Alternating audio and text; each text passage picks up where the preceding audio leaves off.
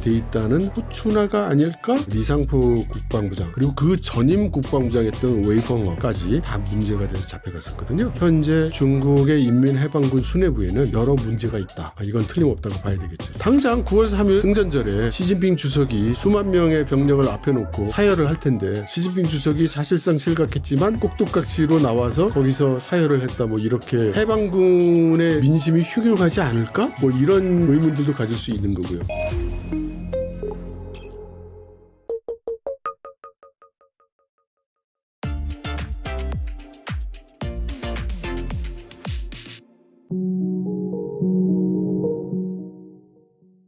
이철 박사님 모셨습니다. 안녕하세요. 네, 안녕하세요. 네, 또 박사님 모시고 또 중국 관련해서 또 핵심 이슈 하나 살펴보도록 하겠습니다. 뉴욕타임즈가 최근에 이제 보도한 걸 보니까 중국 공산당 중앙군사위원회 7명 중에서 이제 3명이 체포되거나 실종됐다라고 이제 보도를 했는데 이 사람들이 모두 시진핑 주석이 발탁했던 핵심 장군들이다 이렇게 이제 밝혔어요. 그래서 이 부분에 대해서 좀 관심이 많은 것 같은데 뭐 이러한 상황을 좀 어떻게 해석해야 될까요? 예. 확실히 이 군사위원회 성원 중에 처벌을 당하게 된 사례가 나타난 거는 굉장히 특이한 큰 사건이고요. 다만 이거를 시진핑 주석의 권력 약화라든지 또는 실각이라든지 이런 것으로 이어서 해석하기에는 좀 무리가 있어 보입니다. 그리고 이것이 어느 날 갑자기 나타난 현상은 아니고요. 작년 한 6월경부터 시작을 해서 시진핑 주석이 키워왔던 소위 로켓군에 대한 여러 가지 이슈들이 있었는데 그중에서 특히 무기 개발과 구매 관련해서 불미스러운 일들이 있었다는 소문이 있었고 그에 따라서 작년에 로켓군의 10수명에 해당되는 장군들이 잡혀가는 그런 사건이 있었거든요. 네. 그 끝자리에 말씀하신 리상포 국방부장 그리고 그 전임 국방부장이었던 웨이펑어까지 다 문제가 돼서 잡혀갔었거든요. 그리고 작년 12월 31일 마지막 날에 국방부장이 새로 임명이 됐는데 동준이라고 하는 해군 장군이 국방부 장관이 됐어요. 네. 그럼에도 불구하고 군사위원회의 위원으로 이름을 못 올렸습니다. 그래서 이것은 임시 조치로 해석되는 것이고요. 따라서 지금 현재 중국의 인민해방군 수뇌부에는 여러 문제가 있다. 이건 틀림없다고 봐야 되겠죠. 하지만 그런 것들이 이제 시진핑 실각과 연결 짓는 건 다소 좀 무리가 있다. 그렇게 이제 볼 수 있는 거겠네요. 네. 그리고 최근에 후추나 중국 인민정치협상회의 부주석의 공개 행보가 뭐 눈에 띈다 이런 얘기가 나오더라고요. 후추나는 최근 경제체제 개혁 심화 주제로 열린 정협 상무회의를 이끌었는데 이게 부주석 서열 2위인 후추나가 상무회의를 이끈 것이 좀 이례적이다라는 평가를 뭐 받고 있어요. 한때 후진타오 전 주석이 후계자로 낙점한 후추나의 정치 활동이 강화된 것은 좀 어떻게 해석해야 될까요? 그 후추나에 대해서 사람들의 시선이 집중되는 것은 그동안 후추나 부주석이 죽은 듯이 조용히 지냈기 때문입니다. 그렇죠. 활동이 거의 없다가. 네. 활동이 사실은 있었는지 없었는지도 모르죠. 그러니까 매체에서 보도를 하지 않았고 일단 중국의 국영 매체에서도 보도를 하지 않았고 해외 매체에서 보도를 하지 않았는데 최근에 미디어에 나타났기 때문에 이것이 이제 언론들의 관심을 받게 된 거죠. 왜냐하면 최근에 와서 뭐 시진핑 실각설이니 이런 믿기 어려운 이야기들이 많이 소문이 돌다 보니까 시진핑 실각을 한다면 그 다음은 누구냐라는 질문이 자연스럽게 떠오르게 되는 것이고 그렇다면 원래 격퇴 지정을 받아서 차기 지도자로 내정이 돼 있다는 후추나가 아닐까라고 하는 이제 그런 추측성 이야기들이 이제 돌아다니는 거죠. 맞아요. 네. 예, 그러다 보니 후추나 관련된 기사가 오랜만에 나타나니까 이게 무슨 일이야? 특종이다 이러면서 이렇게 얘기를 하는 거죠. 네. 근데 사실 보면은 뭐 별로 중요한 일 아니에요. 예, 정협이라는 조직 자체가 사실은 흔적기관 같은 조직이고 예, 뭐 그렇게 중요한 일을 하는 것도 아니기도 하고요. 그러면 최근에 이제 정치 행보가 불거진 거는 뭐 특별한 이유가 있나요? 그러면? 아니 그걸 정치 행보가 불거진 거라고 저는 해석되지 않습니다. 그냥 언론들이 호들갑을 떨고 있는 것으로 생각이 되는 거고요. 그래서 그 회의에서 뭐 무슨 결론을 내렸답니까? 그러니까 그 회의를 주재한 것 자체가 이례적이다. 뭐 이런 평가 그러니까요. 나오더라고요. 네. 네, 네. 원래 회의를 주재할 사람이 주재를 했는데 그게 왜 뉴스가 되는지 모르겠어요. 그러니까 원래는 1인자가 해야 되는데 뭐 2인자가 주재를 했다? 그런 식으로 좀 부각시키더라고요. 그러니까 좀 과도한 지레짐작이라고 생각합니다. 네.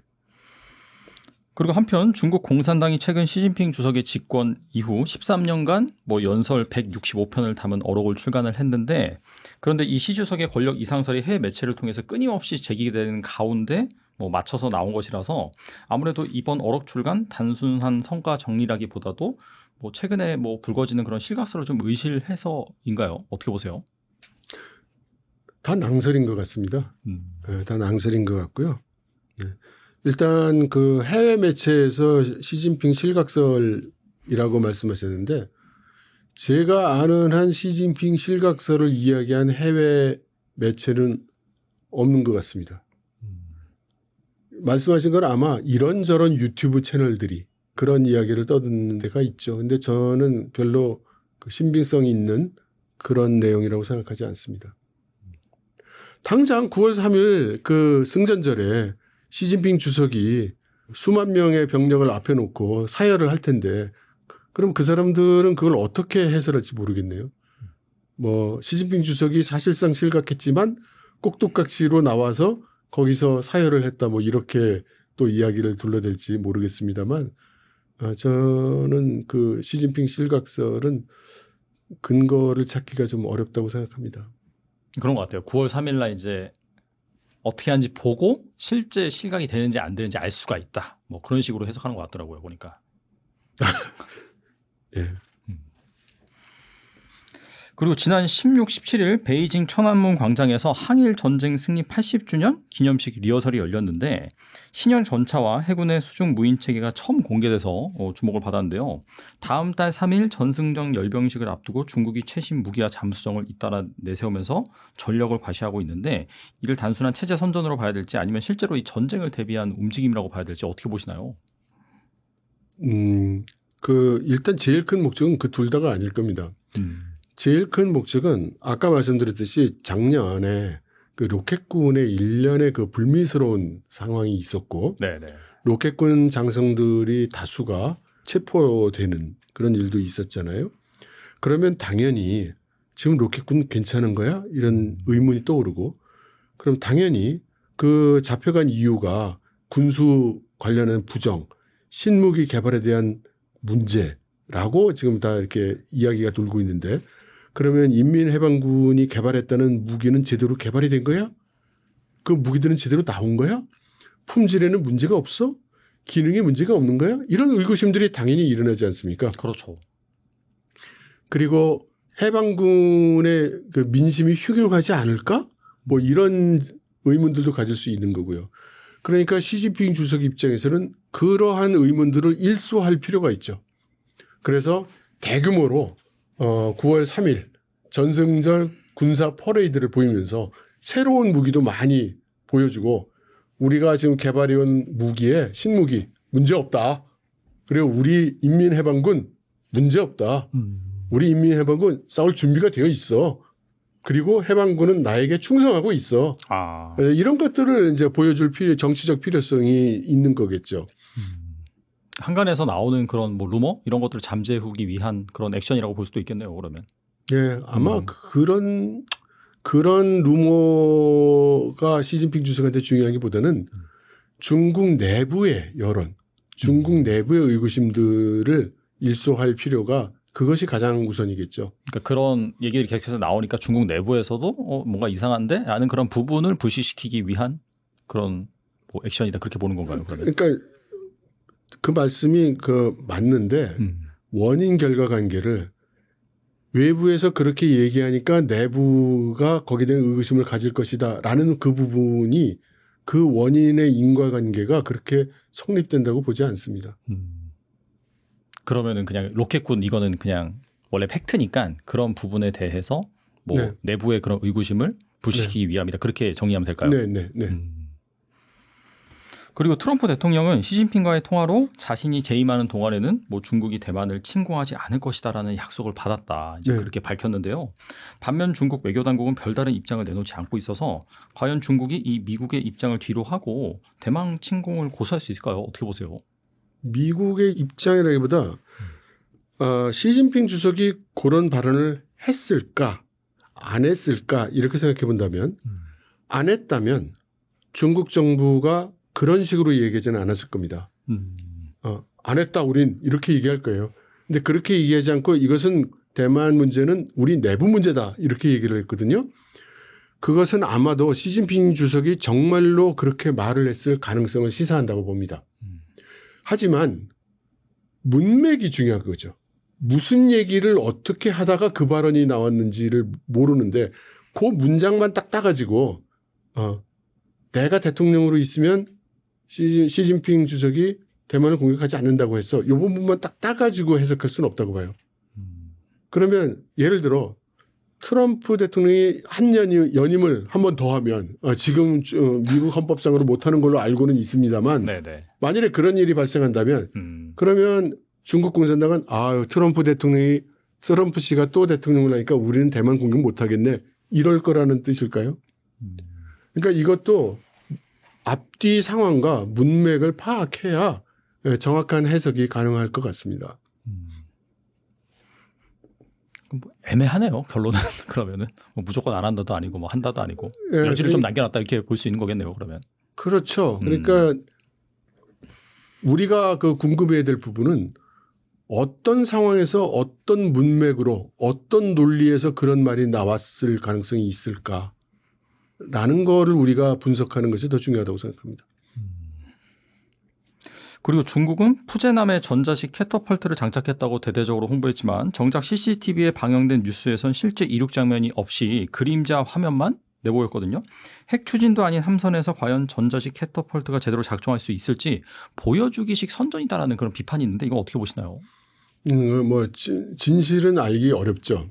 그런데 푸제남의 캐터펄트가 올라가기 전에 그 전에 그 중국이 만든 우리로 치면은 독도함 같은 강습함에 전자식 캐터펄트가 먼저 장착이 됐었습니다. 근데 그 캐터펄트는 용량이 그렇게 큰 게 아니었고 소위 드론, 무인기를 발사하는 그런 캐터펄트로 알려졌어요. 그리고 푸제남에 올라가 있는 캐터펄트가 한 대가 아니에요. 캐터펄트가 3대인가 올라갔습니다. 그러면 에너지 소모가 굉장히 큰 거기 때문에 캐터펄트가 제대로 할 수 있겠냐는 의문이 드는 건 뭐 당연합니다. 그래서 저는 어떻게 생각하느냐면 그러면 실제로 동작하지 않는 캐터펄트를 무려 3개나 항공모함에 장착을 하고 다닐 이유가 있는가? 그걸 뭐 3개씩이나 다느냐? 그런 생각이 들고요. 그래서 캐터펄트 자체가 동작하지 않을 가능성보다는 캐터펄트를 장착한 이 항공모함이 소위 대양 함대로서 역할을 하기보다는 근해 작전용일 가능성이 크다.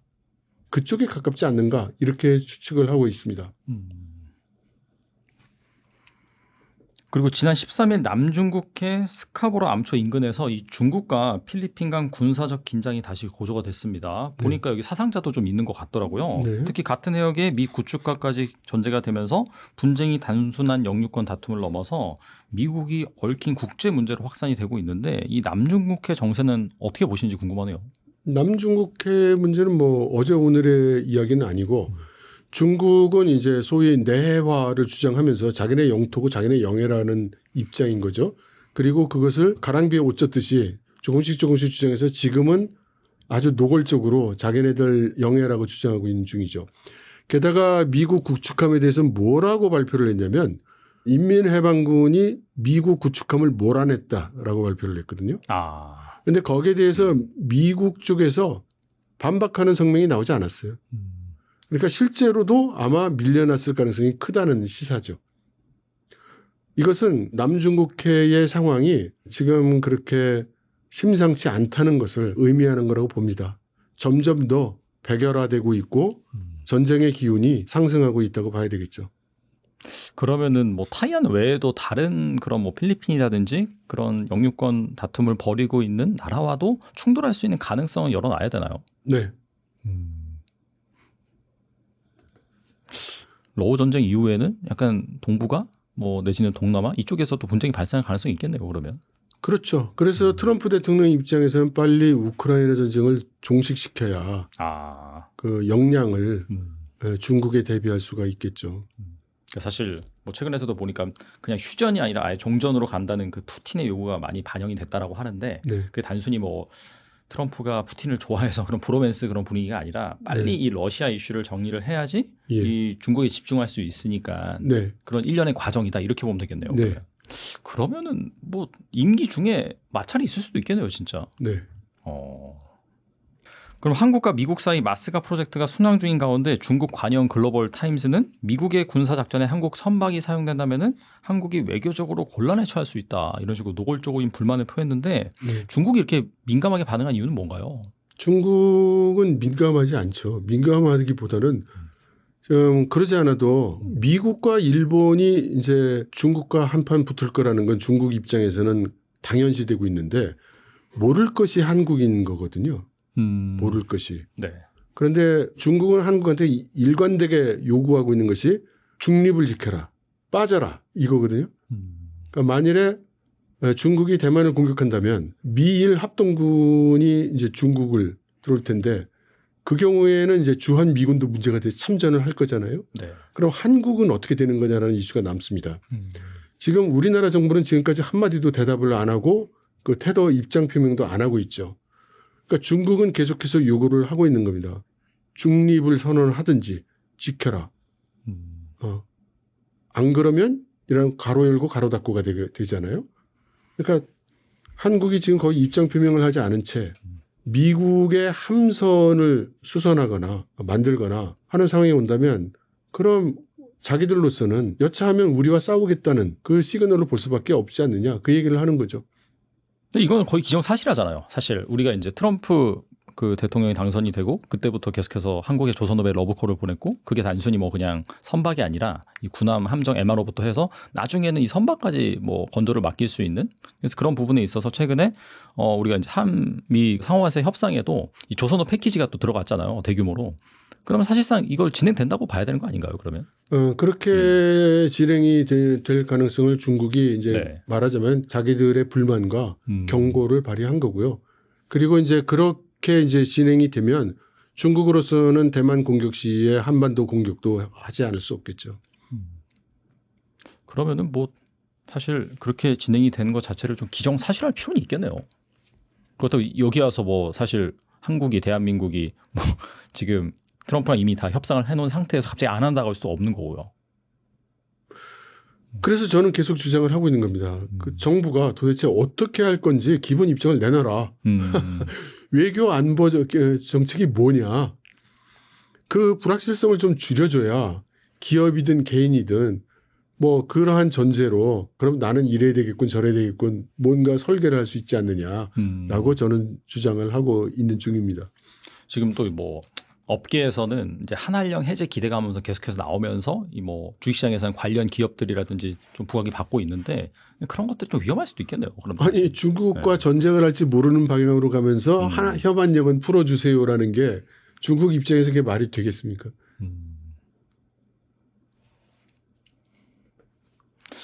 그리고 중국 경제가 수출을 제외한 대부분의 지표에서 지금 둔화 조짐을 보이고 있거든요. 네. 4년째 이어지는 부동산 침체와 미중 무역 갈등 심화가 주요 원인으로 꼽히는데 현재 중국의 경제 상황은 어떻게 보시나요? 상당히 지금 안 좋죠. 그리고 말씀하셨듯이 수출 지표가 좋다지만 네. 그 수출을 하려면 국내에서 재료와 부품을 사다가 만들어서 수출을 하지 않겠어요? 그 중간재, 재료, 부품의 가격은 내려가고 있어요. 그리고 액수로 따졌을 때 수출 규모는 성장을 하지만 개수로 따졌을 때 보면 단가는 내려가고 있는 중입니다. 그러니까 수출도 수익성이 악화되고 있는 중이라고 봐야 되고 그것이 내수에 얼마만큼 영향을 주느냐를 보면 수출을 많이 했기 때문에 관련된 산업체들의 내수 시장이 좋아지고 있다기보다는 내수가 굉장히 어렵기 때문에 그런 저가의 재료, 저가의 부품을 가지고 만들어서 전보다 더 저가로 수출하고 있다. 이렇게 봐야 할 것 같습니다. 뭐 이렇게 말씀 나누다 보니까 이제 드는 생각이 아직 그 미국과 중국 간의 뭐 관세라든지 이런 부분이 확정이 아직 안 됐잖아요. 계속해서 유예가 되고 있는 그런 상황이잖아요. 네. 보니까 이제 여기 이제 다시 시작된 전쟁이라고 이 미중 패권 네. 전쟁 관련해서 또 서적도 이번에 쓰셨는데 출판하셨는데 그렇다면은 이게 뭐 지금은 어우 전쟁 때문에 정신없고 그다음에 뭐 다른 동맹들과 협상 뭐 여전히 이제 거의 이제 막바지에 다다르고 있고 이제 중국과의 그런 협상이 남은 상황인 것 같긴 한데 이건 좀 네. 어떻게 전개될 거라고 보시나요? 저는 녹록지 않다고 생각을 하고 일단 협상이 잘 타결될 가능성도 그렇게 낙관할 수 없거니와 협상이 타결이 돼도 삐걱거릴 것이다. 어떤 측면에서 삐걱거리는 거죠, 그러면? 그러니까 지금 트럼프 행정부의 입장은 말이죠. 지금 우리가 마치 관세 협정이 끝난 것처럼 이렇게 생각을 하는데 이건 상호 관세 끝난 거예요. 네. 그다음 산업 관세가 있습니다. 산업별 관세가 있죠. 그다음 트럼프 대통령의 혁신적인 아이디어 2차 관세라는 것도 있죠. 그러니까 그리고 내년이 한번 금년 지나고 나서 내년이 됐다고 생각해 보세요. 그럼 내년에는 그 관세율이 그대로 유지가 될까요? 아니면 트럼프 대통령이 보니까 생각보다 관세가 덜 들어왔어. 더 올려야 되겠어. 뭐 이런 일은 없을까요? 그러니까 하나도 지금 그 안정적인 게 없다는 거죠. 근데 우리나라 같은 나라는 뭐 울며 겨자 먹기예요. 뭐 미국이 그렇게 한다면 그거 뭐 싸울 수도 없고. 근데 중국은 입장이 지금 그렇지가 않은 거죠. 중국은 여차하면 수 틀리면 뭐 그럼 뭐 안 팔고 말지라는 스탠스거든요. 그래서 불안정할 것이라고 말씀드리는 겁니다. 그러니까 강대강 국면이 계속해서 지속될 수가 있다. 그렇게 봐야겠네요. 예, 중국의 기본 전략은 뭐냐면 우리의 베이스라인은 이거다. 이 베이스라인 밑으로는 우린 절대 양보 못하는 거고 그 베이스라인 외라면 얼마든지 우리가 그 협상을 할 수 있다. 이거거든요. 그러면 어떻게 결과가 나올 것이냐. 그러니까 중국이 필요하다면 결렬이 돼도 좋다는 상태이기 때문에 그렇게 쉽지 않을 거라고 보는 겁니다. 최근에 보면은 뭐 브라질이라든지 확실히 좀 미국한테 이 상호 관세로 인해서 좀 기분도 나쁘고 타격을 좀 받은 그런 나라들 있잖아요. 그래서 제가 그 책에 트럼프가 생각하는 관세에는 몇 가지 표준이 있어 보이는데 0%, 10%, 20%, 40% 그리고 50%가 있는 것 같다라고 그 분석을 했어요. 0% 국가가 어디냐면 러시아, 북한, 이란 이런 나라들입니다. 네. 0%예요. 관세 없어요. 거기는 거래를 안 하니까. 아니 근데 물론 그렇습니다. 거의 뭐 거래가 없기 때문이긴 한데 거래가 없으면 사실은 1000% 때려도 되잖아요. 어차피 거래가 없는데. 예. 그런데 0%로 놔둔 거는 저는 뭔가 시사점이 있다고 생각합니다. 핵 관련인가요, 그러면? 궁금하신 분은 책을 읽어보시고 10%는 뭐냐? 미국이라는 시장에 접근하는데 지불해야 될 비용. 그래서 우리가 친구들끼리 친목을 다루기 위해서 뭐 포커 게임을 한다 그러면 시작할 때 얼마씩 대고 시작하지 않습니까? 네네네. 바로 그런 개념이죠. 10%. 뭐 입장료 정도 그냥. 네, 입장료 10%. 그러니까 네네. 무조건 미국하고 거래하려면 10%네.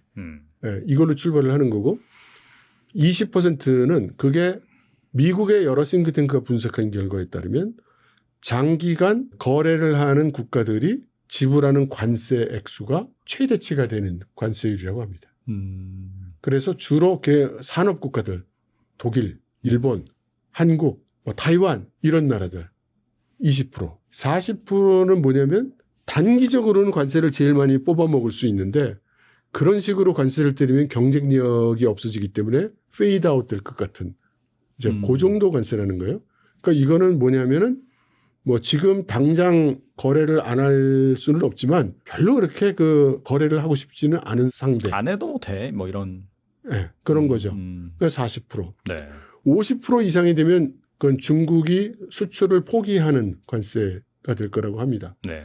그러면 각 국가들 입장에서는 어떻게 되면 뭐 40% 50% 되면 그거는 무역으로 할 일이 아니고 트럼프 대통령이 원하는 것처럼 미국의 공장을 세우든지 해야 되는 것이고 무역으로 한다고 하면은 내가 어느 포지셔닝에 와 있는가가 중요하겠죠. 그런데 트럼프 대통령은 그 협상을 할 때 20% 협상할 때 20%로 출발을 안 하는 사람이죠. 그렇죠. 네. 그래서 25% 이렇게 때리고 오는 겁니다. 그래서 뭐 상대방이 뭐 이렇게 해드릴게요, 저렇게 해드릴게요 해서 그러면 윤허해 주셔서 20%. 타이완이 이제 딱 거기에 해당이 되는 거고요. 그런데 제가 현찰을 드리겠습니다. 몇백억 달러에 투자해 드릴게요. 이렇게 큰 선물을 주면 어여삐 여겨서 15%. 네, 그러나 그 20% 군에 속하는 국가에 대해서 10%를 준다든지 이런 일은 없을 거라는 겁니다. 그러면 우리나라 같은 경우에는 20% 국가인데 15%를 받은 거고요. 처음에 25%였다는 15% 됐죠. 네. 네, 25%는 협상료. 네. 실제로는 20%가 그 협상을 이룰 타겟 라인이라고 생각이 되고요. 그러니까 타이완 같은 경우에는 20%에 더 줄 게 별로 없었죠. TSMC가 공장 짓고 하면 되지 않나요? 그건 사전에 미리 다 약속을 해버려서 카드가 사라진 셈이네요. 네, 그러면. 카드가 없었고 그다음에 타이완 같은 경우는 지금 일종의 여소야대 국면이거든요. 정부가 뭐 제공을 하려고 해도 입법원 우리의 국회에 해당이 되는 그 통과를 못해요 정책이. 그럼 야당 쪽은 아무래도 이 친미보다는 친중인가요? 그러면? 아니요 그런 게 아니라 거기도 우리나라처럼 네. 상대방 잘 되는 꼴은 못 보는 네, 그런 풍토거든요. 정치인들끼리. 네. 네. 하여튼 네가 망해야 돼. 뭐 이런 거라서 일본이 15% 잘 한 거고. 그래서 한번 생각해 보세요. 처음에 트럼프 대통령이 2기 집권을 하자마자 제일 처음에 얘기했던 게 멕시코와 캐나다에 20% 25% 때린 거였습니다. 맞아요. 네. 예. 그때는 전 세계가 막 놀랐죠. 근데 한번 보세요. 아주 일관된 숫자를 지금 트럼프가 유지를 하고 있는 겁니다. 그러니까 동맹국이라든지 그런 쪽에 좀 비슷하게 때리네요. 그렇죠. 그다음에 처음으로 합의를 이룬 게 영국이었거든요. 맞아요. 네. 영국은 심지어 미국한테 무역 적자인 나라예요. 그러니까 관세를 올리려면 영국이 올렸어야지 미국이 올릴 입장이 아니죠. 그러네요. 네. 그럼에도 불구하고 영국에 10% 때렸잖아요. 그러니까 영국이 10% 동의를 했을 때 많은 이들이 놀랐습니다. 어떻게 저런 관세율에 동의를 해줄 수가 있나 하고 말이죠. 하지만 영국은 미국의 최대 동맹국이죠. 이미 그때 영국은 알았다고 생각이 됩니다. 이 10%가 최소치라는 거를. 예. 그러니까 그런 식으로 읽어보면 그럼 중국에는 얼마를 때릴 것 같으냐. 중국의 목표치는 지금 현재 유예되고 있는 관세율은 30%일 거라고 생각이 들어요. 그러면 미국이 그 30%를 받아주려면 뭔가 큰 선물을 받든지 해야 주지 그냥은 주지 않을 것이다. 30%를 그럼 안 하겠다고 40% 하겠다고 하면 중국은 아마 협상 동의하지 않을 거예요. 네가 고달픈지 내가 고달픈지 한번 해보자. 이럴 가능성이 꽤 높다고 생각합니다. 사실 이 트럼프 시나리오를 이미 다 중국에서는 준비를 했으니까 네. 네, 뭐 그렇다고 해서 뭐 잘 먹고 잘 산다기 힘들긴 하겠지만 우린 다 대비할 수 있다. 대비해 놨다. 그 홍콩 사우스 차이나 모닝 포스트에서 이런 기사가 났었어요. 그 중국 정부가 트럼프 행정부에 어떻게 대비했는가라는 기사가 났었는데 네네. 거기를 읽어보면 작년 6월 7월경부터 시작해서 중국 전국에 있는 공무원들이 일체 출장을 가는 걸 금지시키고 예, 미국 대선 결과에 대비한 전략을 짜도록 했다고 합니다. 그렇게 해서 여러 가지 시나리오가 나오는데 그중에 가장 가능성이 높은 시나리오로 미국이 무역 제재, 기술 제재를 계속 압박할 것이다라는 것이 나왔고 그 시나리오의 세부 시나리오로 고관세를 때릴 가능성이 높다는 시나리오도 이미 그때 다 도출이 됐다고 해요. 그래서 그때 거기에 대한 그 대안을 다 만들었고 그러니까 이 트럼프가 대통령이 되고 나서 이 관세를 때렸을 때 중국은 준비된 상태였다는 겁니다. 그렇죠. 완전히 준비된 상태였다는 거고 그런데 이때 요 당시 중국 정부의 발언이 뭐였냐면 우리 중국은 무역 전쟁이든 기술 전쟁이든 여하 형태의 전쟁이든 준비가 되어 있다. 라고 했습니다. 그리고 그때 당시에 주미 중국 대사관에서도 자기네 웹사이트에다가 공고를 냈는데 역시 똑같이 중국은 미국과 관세가 됐든 기술 제재가 됐든 여하 형태의 전쟁에도 응할 준비가 되어 있다라고 했어요. 그래서 중국이 이번에 단단히 준비하고 단단히 결심을 하고 지금 대응하고 있는 것이어서 트럼프가 다른 약소 국가들을 흔들듯이 그렇게 쉽게는 그 협상이 진행되지 않을 걸로 봅니다. 야, 근데 그렇게 해서 강대강 국면으로 가면은 글로벌 경제에 좋은 건 하나도 없겠네요, 진짜.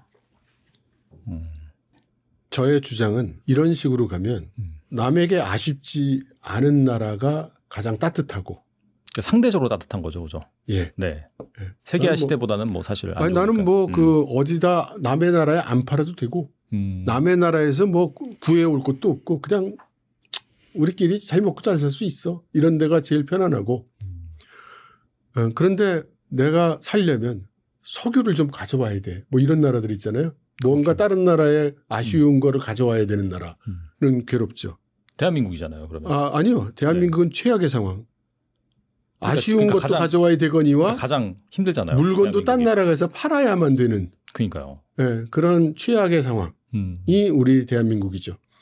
그래서 한국 같은 경우에 지금 최악의 상황도 대비를 하고 어떻게 파괴해 나갈 것인지 지금 우리가 머리 싸매고 있어야 되는 거지. 15%가 돼서 잘 됐어. 미국하고 관세 협상이 잘 됐네. 우리는 그만하면은 뭐 나쁘지 않네. 이럴 여유는 없다고 생각합니다. 사실 먹고 사는 문제보다 이제 죽고 사는 문제가 더 중요한데, 네. 네, 앞서서 뭐 나눴던 그런 주제, 아무래도 좀 뭐 양안 전쟁이라든지 아니면은 동남아라든지 그런 쪽에서 분쟁 이런 게 더 위험할 수도 있겠네요. 어떻게 보면 네. 우리나라 입장에선. 네.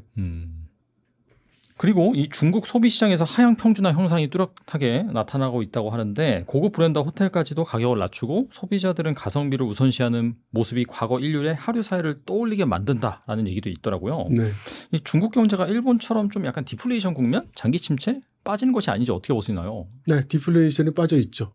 중국 정부는 부인하고 있습니다만 네. 지표를 보면 명확합니다. 이미 한 2년 가까이 지금 디플레이션 진행 중이죠. 근데 그렇게 되면은 이게 앞서서도 말씀하셨을 때 이렇게 강대강 구도로 미중 그 패권 전쟁이 일어나게 되면은 내부에서 해결할 수 있는 나라가 상대적으로 가장 좋다라고 했는데 네. 중국 같은 경우에는 뭐 엄청난 내수 시장을 가지고 있음에도 불구하고 이렇게 디플레이션이 심화된다는 것 자체가 내수 시장 자체가 별로 좋지 않다 이런 의미잖아요. 네. 중국도 많이 힘들지 않나요, 그러면? 네, 힘듭니다. 그런데 이제 중국은 힘들어도 우린 견딜 수 있다라는 입장인 거고 네. 미국은 살짝 때리면 아야 하고 그 곡소리가 나는 나라고 뭐 그런 거죠. 그리고 약간 정치 시스템의 차이도 좀 있다고 봐야 되나요? 아무래도 뭐 중국은 그 공산당이 그렇죠. 하고 미국 같은 경우에는 민주주의이기 때문에 조금만 힘들어도 막 시민들이 다 막 들고 일어나니까. 그렇죠. 네. 그럼 트럼프가 약간 스탠스를 바꿀 수도 있겠네요. 당연히 지금 그 머리가 지끈지끈할 겁니다. 그리고 중국의 높은 사람들이 몇 사람이 이런 발언을 했어요. 이 세상 누구도 중국이나 중국인의 인내심을 이길 자는 없다. 역사적으로 그런 뭐 증거가 있나요? 뭐 있는 건 아니지만 중국 사람들이 인내심이 많다는 건 사실 뭐 일반적으로 통용이 되고 있는 관념이죠. 러시아는 아무래도 좀 인내심이 있는 국가로 좀 전쟁 통해서라든지 역사적으로 봤을 때 좀 그런 게 있는데. 네. 중국도 마찬가지죠. 유명합니다. 근데 이제 아무래도 이 중국의 이 청년 실업률 이런 것들이 상당히 심각하다라고 하더라고요. 이 7월 달 보니까 17.8%인데 이게 11개월 만에 최고치기나 제가 알기로는 예전에 이걸 또 산정 방식을 바꾼 걸로 알고 있거든요. 네. 너무나 높으니까. 그래서 이 중국의 청년 실업률이 심각한 문제 이건 어떻게 보세요? 네, 아주 심각하고 아마 지금 개혁 개방 이후 가장 심각한 때가 아닌가 싶습니다. 이런 것들이 뭐 중국 이런 체제를 흔들릴 만한 그런 이슈로 발전할 가능성 없을까요, 그러면? 그러니까요. 제가 그런 질문을 많이 받거든요. 이런 문제가 있는데 중국 공산당이 흔들리지 않을까요? 이런 문제가 있는데 공산당 체제가 개들이 갈 수 있을까요? 저는 그런 질문을 하는 경우에 이런 말씀을 드리고 싶어요. 중국의 현재 상황이 북한보다도 나빠진다면 뭐 체제가 흔들릴 가능성은 있을 겁니다. 근데 이제 중국 사람들도 이 개혁 개방 이후에 눈부시게 발전을 했고 뭐 서구 문명이라든지 아무튼 간에 빠르게 발전하고 뭐 여러 가지 일상생활 수준이 많이 올라가다 보니까 그런 거의 익숙해져 있는 상황이잖아요. 근데 이제 많이 힘들어지면은 그 강도가 만만치 않을 것 같은데 그래도 뭐 잘 버틸 거라고 이제 보시는지 궁금하네요. 잘 버틴다는 게 누가 잘 버틴다는 질문입니까? 그러니까 일반적으로 젊은 세대겠죠. 아무래도 그런 뭐 소황제라든지 해가지고 한자녀 정책 때 태어난 그런 사람들이 막 다 누리고 살다가 지금 막상 사회에 나와 보니까 먹고 살기도 너무 힘들고 할 것도 없고 근데 그런 상황이 더 심각하게 더 오래 간다라고 했을 때 이런 것들이 사회적인 문제로 대두되지 않을까요? 어떻게 보세요? 이미 사회적인 문제라고 다 인정받고 있는 이슈들입니다. 예, 다 사회적인 문제고 중국 정부도 심각하게 생각하고 지금 중국 사회도 심각하다고 이야기하고 있는 그런 일들이에요. 그러니까 더 큰 문제를 만들 가능성이 아니 그게 낮다. 아니라 네. 이게 어디서 걸리느냐면 네. 제가 받는 질문들은 항상 맨 끝이 뭘로 끝나냐면 경제가 나쁜데 중국 공산당 체제가 그대로 갈 수 있을까요? 실업률이 큰데 중국 공산당이 견딜 수 있을까요? 앞에 부분은 다 맞는 얘기예요. 근데 그 뒷부분의 그 질문과 저는 그 연결이 잘 되지 않아요. 그러면 우리나라도 그 빈부 차이가 굉장히 크죠? 우리나라가 지속될 수 있을까요?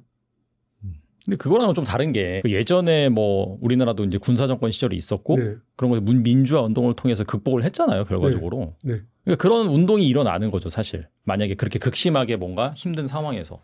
근데 그러면 지금은 그런 상황은 아니라는 우리가 거죠, 어떻게 민주화 보면. 운동이 일어났을 때 그게 먹고 살기가 힘들어서 민주화 운동이 일어났나요? 그때 막 굶고 그래서 민주화 운동이 일어났나요? 그런 건 아니죠. 그런 거 아니죠. 근데 어째서 중국 공산당에 대한 질문에는 질문이 그렇게 연결이 되는지는 모르겠어요. 그러니까 많은 사람들이 중국 공산당에 대한 반감이 있기 때문에 또 제가 이런 설명을 하면 많은 분들이 댓글을 답니다. 저 중국 공산당의 앞잡이, 시진핑의 주구, 쟤는 친중이야. 네. 아주 뼛속 깊이 공산당이구만. 뭐 이런 얘기들을 많이 하시는데 저는 여러분들이 중국 상황과 중국 공산당의 논리를 이해하실 수 있도록 돕는 겁니다. 그들이 옳다거나 그들이 더 낫다고 얘기하는 게 아니에요. 그러면 그냥 우리가 감정을 해소하는 그런 일시적인 기분 좋은 대답을 원하신다면 당연히 중국 공산당 못 견딜 겁니다. 뭐 이렇게 얘기를 드려야 되겠죠.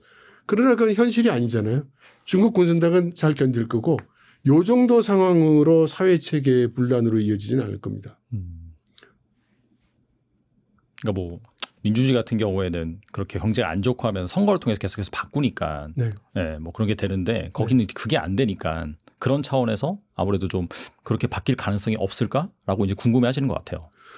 근데 그러면 예를 들어 경제적인 문제가 중국 공산당 입장에서 우리 경제 문제가 없어. 우리 잘 되고 있는데? 라고 얘기하면 절망이 되죠. 개선이 일어나지 않을 거니까. 근데 만일에 중국 공산당이 우리 지금 경제가 나쁘다. 우리가 이런 문제가 있다. 지금 실업률이 높네. 이걸 해소를 해야 되겠네. 그러면서 실제로 뭐 지방정부라든가 국영기업이라든가 뭐 그 민영기업자들한테 이 실업을 좀 해소하기 위해서 협조하라고 막 그렇게 압력도 넣고 일을 한단 말이에요. 결과적으로는 별로 해소가 안 돼요. 그러나 그들이 그러면 노력을 안 하고 있냐? 그건 아니죠. 나름대로 노력을 한다고 하고 있는데 해소가 안 되는 거죠. 그리고 누가 봐도 그렇게 쉽게 해결될 것 같지 않은 거고요. 그러면 지금 중국 사람들 입장에서 중국 공산당을 어떻게 해보면 그 다음은 뭐, 그 해결책이 나오나요? 더 큰 혼란과 그 무질서가 기다리고 있어 보이지 중국 공산당에 대해서 비난하고 뭐 시위를 하면은 그러면 정치적인 대안이 있는 것도 아니고 중국 공산당을 대체할 세력이 있는 것도 아니고 그다음에 지금 정책 말고 다른 정책 이걸로 하면 되겠다는 정책 대안이 있는 것도 아니란 말이죠. 그래서 이런 이유 때문에 중국 공산당이 무너지지 않을까요? 이러이러한 경제적 어려움이 있으니까 중국 체제가 무너지지 않을까요? 이런 질문들은 조금 무리한 질문이라고 생각합니다. 그리고 중국에서 최근에 그 제2의 딥시크로 주목을 받던 마누스가 중국을 떠나서 싱가포르에 본사를 차렸다라는 기사가 나왔더라고요. 네. 이게 보니까 미국 등 서방 국가들이 자본 압력, 그러니까 웬만한 그런 VC나 그런 뭐 유수의 투자자들은 다 서방계 쪽이다 보니까 그쪽에서 이제 투자도 잘 못 받고 중국 내수 시장이 또 한계 이런 것도 지적을 받고 있는데 특히 중국 정부의 압박으로 중국 내에서 서비스를 무료로 개방해야 되는 그런 뭐 허들도 있다고 합니다. 아무튼 간에 이런 실력 있는 그 중국 AI 기업들이 이 중국을 탈출하는 그런 현상이 벌어지고 있는데 이런 현상은 좀 어떻게 볼 수 있을까요? 마누스는 일단 자기 엔진을 AI 엔진을 가지고 있는 기업이 아니고요. 남의 AI 모델을 사용해서 그 위에 에이전트를 만든 기업이에요. 그러면 이 친구들이 어떤 것을 기초로 해서 만들었냐? 미국 제품에다가 만들었어요. 근데 중국 공산당의 입장이 뭐냐면 지금 그 미국과 어쩌면 대결을 해야 될지도 모르는 이 상황에서 미국의 AI 엔진을 쓰지 말라는 거예요. 중국의 AI 엔진을 쓰라는 겁니다. 근데 마누스는 미국의 AI 엔진을 써서 개발을 했어요. 그러니까 중국 내에서 사업을 할 수가 없는 거예요. 그래서 외국으로 가서 회사 옮기고 거기서 이제 돈을 벌었죠. 그래서 중국 내에서는 이제 매국노 소리 듣고 있습니다. 지금. 예. 사실상은 약간 그 서방 쪽 회사라고 봐야겠네요. 그러면 그쪽 엔진을 사용해서 했으면. 아니 그러니까 그 당시에 지금 AI 기업이 되고 지금 AI 기술이 어느 정도 완성도 있게 만들어진 팀들이 그럼 그 팀들이 처음에 AI 기술을 개발에 착수하고 그 아이디어를 가지고 회사를 만들고 일했을 때 그때 이런 정책들이 있었냐? 아니잖아요. 몇 년 전에 그 친구들이 뭐 만나서 얘기할 때는 이런저런 아이디어로 뭐 이렇게 하면 되겠다 저렇게 하면 되겠다 해서 한 거고 젊은이들이 AI 기술을 개발하고 사업화를 해 나가는데 그들과 관계없이 지정학적인 요인 환경이 변한 거죠. 시대가 바뀌었다. 갑자기. 그렇죠. 원래대로 하면 마누스가 당연히 나스닥 가서 상장해가지고 예, 뭐 큰 돈 좀 벌고 네. 뭐 세계적인 기업이 돼야지라고 했겠죠. 그런데 중국 내에서 사업을 할 수 없게 되고 그러니까 어떻게 하겠어요? 그럼 뭐 해외 가서 해야죠. 근데 미국 가면 트럼프가 두들겨 팰 것 같고 유럽 가도 이거 별로 우호적이지 않을 것 같고 아시아권에서 그나마 좀 받아주고 증시 상장하는데 문제가 없을 만한데 지금 제일 각광받는 데가 싱가포르죠. 그래서 싱가포르로 간 거죠. 그런 기업들이 좀 늘어날 수 있는데 사실 그게 이제 중국 AI 산업의 뭐 문제점이라기보다도 그냥 일부 그냥 노이즈로 볼 수 있겠네요. 그러면. 아니 이건 뭐 무슨 문제가 아니고 이런 문제가 아니고요. 예, 젊은 친구들이 좋은 AI 기술을 개발했는데 이게 국가의 지정학적인 경쟁 때문에 어쩔 수 없이 그런 선택을 하는 게 가장 합리적이었다. 이렇게 보면 되죠. 여기에 무슨 정치적 냄새를 넣을 이유는 없다고 봅니다. 그리고 스촨성에서 벌어진 10대 학교 폭력 사건에 대한 반발이 단순한 청소년 문제를 넘어서 민주주의를 요구하는 시위로 번지고 있다는 얘기가 있더라고요. 네. 뭐 공권력의 미온적 대응과 언론 통제, 강경 진압이 오히려 민심을 자극한 모습인데 이거 좀 어떻게 보시나요? 그러니까 네, 뭐 대체로 맞는 이야기인데요. 우선 그 내용을 보면 이 내용이 뭐냐면 여자 중학생 13살인가 14살짜리 여자 중학생이 동급생들한테 이지매를 당합니다. 한 3명 정도 되는 그 여자 학생들이 막 두들겨 패기도 하고 옷도 벗기고 막 그렇게 그 이지매를 해요. 그랬더니 이 소녀가 얘기를 합니다. 나 이거 경찰에 고발할 거야. 그랬더니 막 웃으면서 고발할 때면 해봐라. 지난번에도 이런 일이 있었는데 우리 10분 만에 다 나왔어. 이렇게 얘기를 합니다. 그리고 이 광경을 또 그 휴대폰으로 찍어가지고 그 중국의 SNS에 올려요. 재밌다고. 가해자들이. 예. 네. 그러니까 그걸 보고 사람들이 어떻게 이럴 수가 있나고 분노를 하는 사람들이 많이 생긴 겁니다. 그렇죠. 근데 여기에 이제 또 그 중국에도 댓글 많이 달리거든요. 이제 댓글에 이 사람이 누군가, 얘네들 누군가 뭐 이제 이런 글들이 달려요. 뒷조사 뭐 이런 것들. 그런데 네. 그게 뭐 사실인지 아닌지 모르지만 뭐 댓글은 막 달리죠. 네.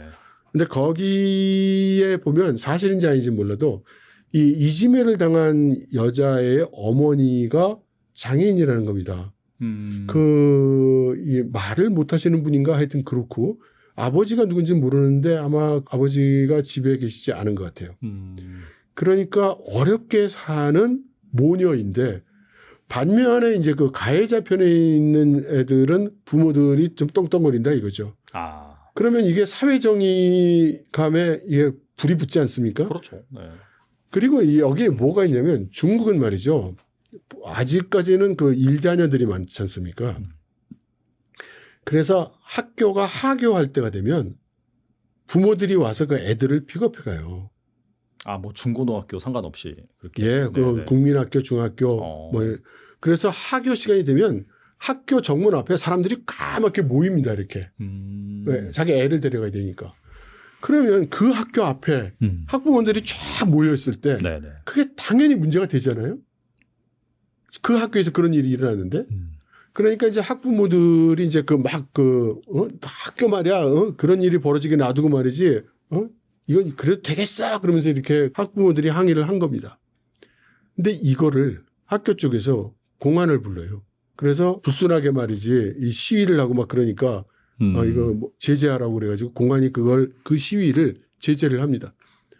그러니까 모여있던 학부모들 입장에서 이게 말이 안 되는 거죠. 학부모들을 우리가 응당해야 될 걱정을 하는 거고 우리 아이들을 걱정해서 하는 얘기인데 이건 무슨 짓이야 해서 이게 더 격분을 합니다. 그리고 이광경조차 다시 휴대폰에 찍혀가지고 또다시 이제 인터넷에 올라가요. 확대 재생이 되는 거예요. 사실 뭐 중국에서 시위 같은 게 나오기 힘든 구조다 보니까 더 이슈가 됐겠네요. 확실히. 그렇죠. 근데 이게 중국 공산당을 비난하는 말이 많이 나오는 것 같았으면 그렇게 인터넷에 못 올라가요. 올라가도 금방 삭제되고요. 근데 이건 뭐냐면은 학교를 비난하는 거예요. 학교를. 네, 학교 이 제대로 하라는 거. 그런데 그걸 공안이 막 그렇게 진압을 하니까 이제 공안도 대상이 된 거예요. 어떻게 학부모들이 정당한 요청을 하는데 이런 식으로 할 수가 있느냐 하고 이제 다른 지역에서도 그 비난을 하는 글들이 막 올라오게 됐죠. 이거를 또 그 해외에 있는 반중 사이트 같은 데서 이거를 다시 민주시위와 반공으로 연결을 시켜가지고 뭐 반공 뭐 어쩌고 한다라고 이렇게 다시 포장해서 컨텐츠를 지금 돌리고 있는 거죠. 근데 여러분들 짐작되시겠지만 제가 중국 공산당 잘했다고 그러는 거 아니에요. 중국 공산당을 비난하는 시위가 나면 그대로 그 진압입니다. 바로 그냥. 바로 진압이거니와 그 컨텐츠가 이렇게 돌아다닐 수가 없어요. 이거는 아이에 관한 거, 학교에 대한 거, 거기에 대한 공안의 학부모에 대한 과잉 조치를 비난하는 거였기 때문에 이것은 일리가 있는 것이기 때문에 그냥 놔둔 거예요. 그래서 이렇게 커진 겁니다. 그러니까 진상은 그런 거예요. 공안을 그런 식으로 비난해도 상관은 없는 거예요, 그러면 중국에서? 그러니까 공안 나름인데요. 그러니까 예를 들어 공안이 여러분들 중국이 공산주의 국가잖아요. 공산주의 국가는 무산계급, 프롤레타리아, 돈 없고 백 없는 사람들을 우선해주는 그런 이념이잖아요. 그럼 공안이나 뭐 그 성관이나 뭐 이런 중국의 공무원 같은 사람들이 길거리에 있는 이렇게 사과깃장 놓고 장사하는 사람의 뭐 치어라 그러면 과격한 행동을 하면 당연히 거기 폭발적으로 그 반발이 일어납니다. 어떻게 이럴 수가 있는가라고 말이죠. 똑같아요. 그런 거는. 그래서 시위가 일어나는 것들이 대개 중국에서는 정치적 구호는 거의 안 나옵니다. 정치 구호가 나오면 그거는 이제 반체제, 뭐 이렇게 해서 때려잡거든요. 그러니까 항상 이건 사회 부조리거나 또는 특정인의 부정부패, 해명을 요구하는 그런 형식의 시위가 대부분입니다. 예를 들면 우리 시장이 엄청나게 해먹었어요. 뭐 이런 거. 부패, 뭐 부정부패. 그렇죠. 그런 거는 뭐 얼마든지 이렇게 하는 거죠. 네, 오늘 나와주셔서 정말 좋은 말씀 많이 주셨는데 끝으로 이거 뭐 중간중간에 말씀해 주셨는데 다시 시작된 전쟁 어떤 책이고 어떤 분들이 읽으면 좋을까요? 네, 이 책은 지금 트럼프 행정부가 진행하고 있는 여러 관세 조치를 중심으로 해서 트럼프 행정부가 지금 무엇을 하려고 하고 있고 무엇 때문에 이렇게 하는지를 제 나름대로 분석을 한 것이고요.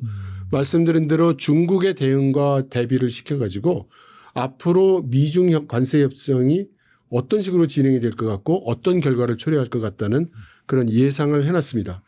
그래서 지금 혼란의 시기이기 때문에 이런 어지러운 환경 속에서 기업의 전략을 세운다거나 본인이 하시는 비즈니스에 앞으로 예측을 좀 해봐야 되겠다고 생각하시는 분들 이런 분들을 중심으로 해서 좀 참고를 하시면 도움이 되실 수 있지 않을까 이렇게 생각합니다. 저희가 뭐 인터뷰 진행하면서 말씀 나눠보니까 긍정적인 시나리오보다는 약간 리스크 관리 차원에서 꼭 한번 읽어보시면 좋을 것 같다는 생각이 드네요. 그런 관점에서 실제로 사업을 하시거나 아니면 투자를 하신 분들 같은 경우에도 꼭 한번 읽어보시고 또 나의 뭐 사업이라든지 뭐 자산을 소중하게 잘 리스크 대비를 하셨으면 좋겠습니다. 네, 지금까지 이철 박사님 나와주셔서 감사합니다. 감사합니다.